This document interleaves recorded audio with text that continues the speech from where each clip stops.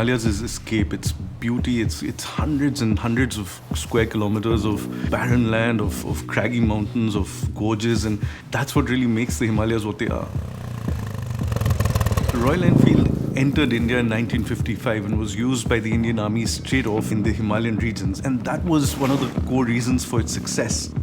Ladakh in the Himalayas has been like a mecca for motorcyclists. It struck us that we hadn't made a special effort to make something for the land that we've so fondly been to over so many years again and again and again. Over the last 60 years, we've learned what it takes to make a motorcycle which can traverse those terrains in a proper fashion. Finally, we decided that we could actually make a purpose-built Royal Enfield, which is for the Himalayas. What we wanted to do was to create a motorcycle that would just use the energy of the Himalayas and go with the flow of the Himalayas rather than trying to dominate them. And that was the entire starting point of our thinking for the Himalayan.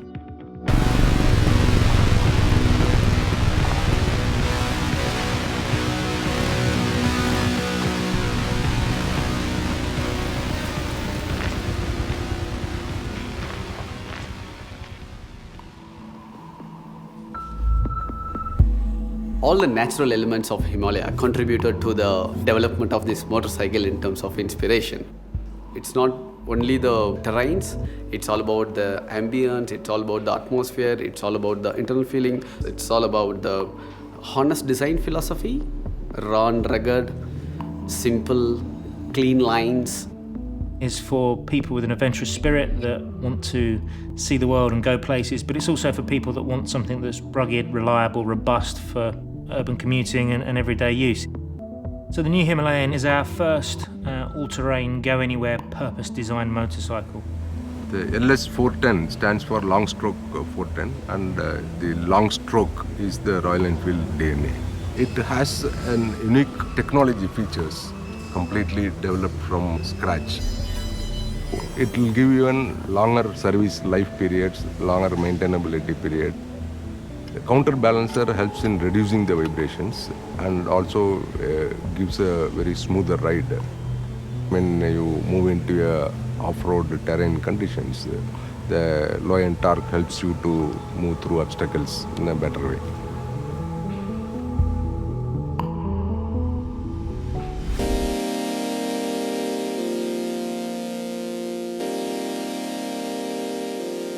In the concept phase, we had taken support from long-standing associates, Habs Performance. During this test program, we built a mule bike which was highly adjustable. The first thing we did was lay out the motorcycle geometry, so it's getting an idea of the wheel sizes, the amount of suspension travel you want, the ground clearance that you're looking to achieve. From that, you can then position the engine in the best place to keep the wheelbase as tight as possible and keep the centre of gravity as low as possible. This bike's the first Royal Enfield to have monoshock suspension with linkage. So while testing the Himalayan on the Chennai racetrack, while most people put a lot of emphasis on the off-road performance of such a motorcycle, it's very important to have really good on-road manners as well.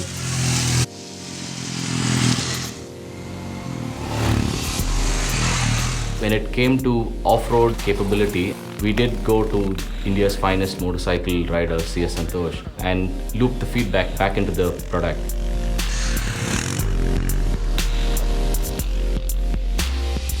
I find it really interesting to actually test our motorcycles, and I feel it's very important for the leadership to actually get their hands dirty and really understand what the motorcycle is about and make sure that we get it right.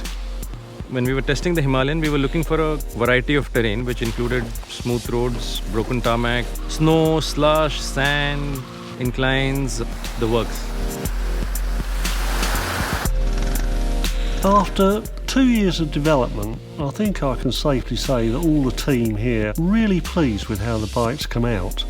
We've tested it under pretty well every condition any prospective owner's going to encounter. There's a good bond between the rider and the motorcycle, and that's quite essential when you want to go out on a tour, especially to a place like Ladakh. You know, in those valleys, when you're riding and that thump reverberating through that, it's just a great experience. The motorcycle has actually been designed with keeping in mind the touring requirements, which means it had to carry luggage. So luggage mounting frame, hard aluminium panniers which are strong enough but light enough, soft luggage, frame in the front of the vehicle to allow for extra luggage, which is jerrycan. The whole set of gear has gone through as much torture test as the actual motorcycle has gone through. Stamp of authority came from the Himalayan tests. The confidence in the motorcycle is when it crossed all these obstacles and went up to Kadungla.